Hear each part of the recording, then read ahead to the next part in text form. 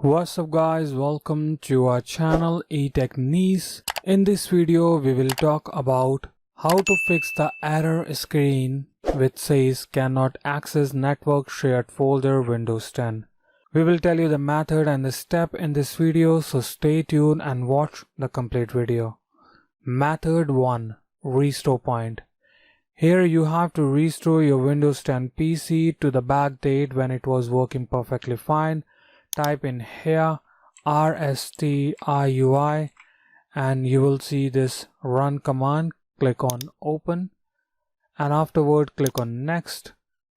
Here you'll see an option to show more restore point. Simply check that box and afterwards you'll see list of restore point in here.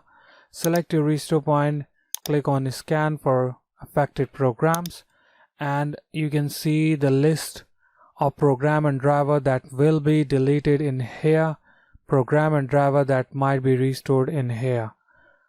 Afterwards select the restore point, click on next and restore your Windows 10 PC. Method 2. Update Windows 10. Here you have to install the latest update of Windows 10 to check if that help you to fix that problem. Simply click on Windows icon, click on settings, scroll it down, click on update and security. Here you'll see an option to click on check now. Simply click on check now and install the latest update of Windows 10. Method 3. Troubleshoot. Here you have to troubleshoot a folder, or we can say an share folder. Simply click on start, click on settings,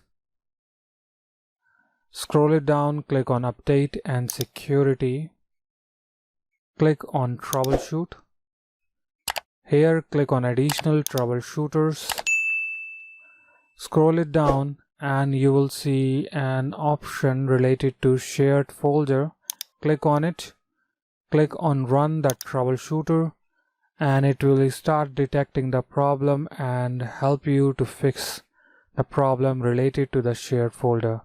Here you have to type that folder location and afterward it will start the troubleshooting that network location folder for you.